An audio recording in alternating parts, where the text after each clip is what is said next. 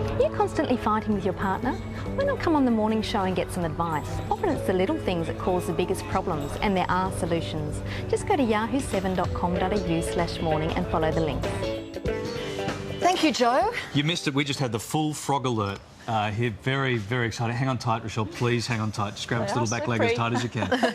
Children around the world have fallen in love with him over the years. For Kermit, though, it wasn't easy being green. But the good news is having a frog as a pet can be simple.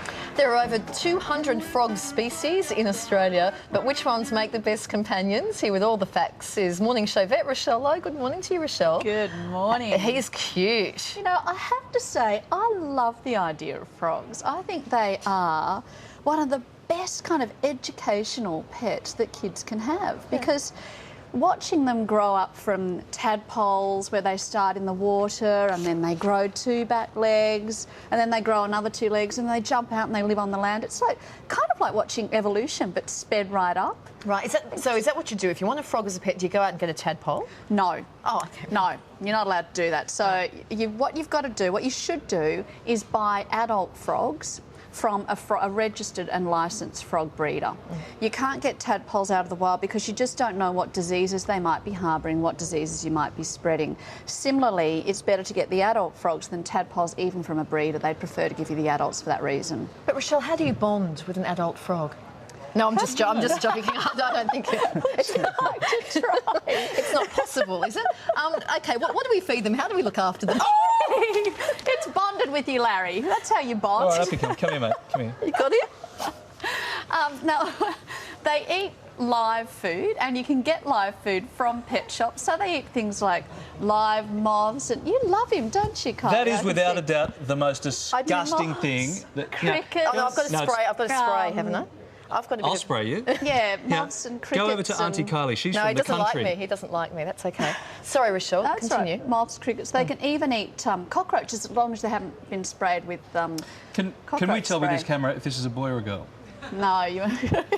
And then how do we keep them? What sort of housing do we keep them, Rachele? You've got 2 choices. Yeah. You can either keep them in a terrarium, so a nice glass terrarium. They last a bit longer than plastic and you can see through them better. Yeah. They must be escape-proof, strangely enough. Yeah. And in the terrarium you need a water environment as well as some soil and sand and some logs and some plants and things, obviously. OK. And with the water, frogs are very clean. Like, even though, Larry, you thought that he felt awful, he's actually much cleaner than us. Their skin is so thin and it's moist because basically that's the way they drink, through their skin. So he just they've thinks got to I'm be a kept log. wet.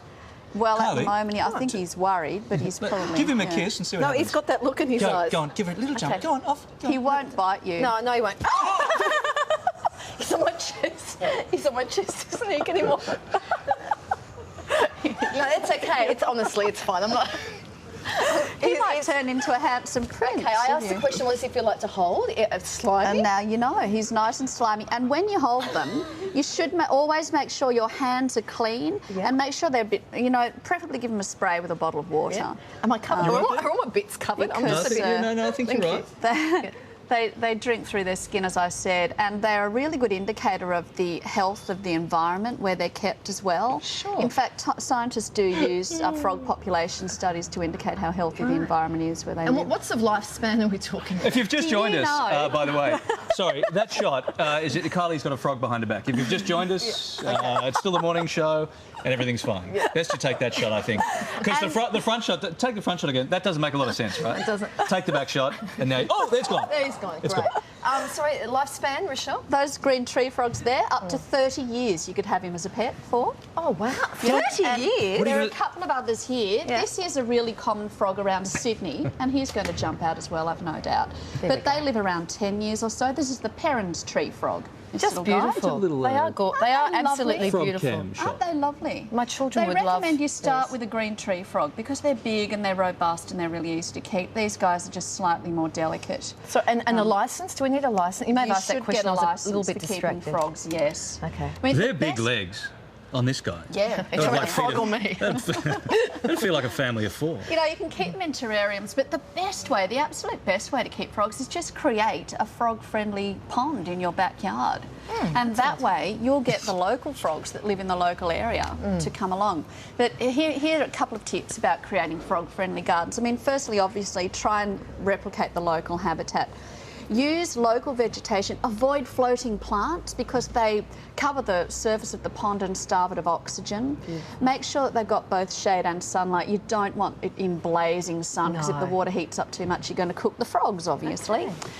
Try and have it ready before the breeding season because that's the exciting bit, watching the tadpoles develop and grow up. Okay, it's been Fun. wonderful. It's been fun. Give him one little kiss, see what happens. I think you're going to Whether get it One turns little into kiss. a prince? Go on. No, because I might get a wart on my lip. Okay. Don't they give you warts? Michelle, we are right out of time now. Thanks. Thank you. Are you doing something else? Is there something else in there? I wanted to show you guys just really quickly. All right. This is the dainty green tree frog. Oh, that's pretty. better. These are the ones that quite often end up down here in the banana boxes. And the Frog and Tadpole Society end up having to rescue them because Right. obviously they can't be returned to the wild. So these are sometimes available as pets as well. We could talk frogs all day, Yeah, we but we've got to go. could. Thank you very much. Thanks for coming in. And thanks to the Frog and Tadpoles They've settled in here. Frog and Tadpole Study Group of New South Wales for bringing us in these very friendly frogs today. We've had a lot of Been a lot fun. of fun. They're good Thank pets. you. If you'd like more information, just visit our website. Later this hour, oh, please don't go to a break. This is going to be hysterical when it jumps on Kylie's face. Legs akimbo. All right, later this hour, ATM cards, lift buttons and TV remotes. Don't aim it to me, Kylie. I can see you aiming it to me from the corner of my eye. The nasty germs lurking on everyday items. But first, Glenn's found a way to save hundreds of dollars a year. I'll take over.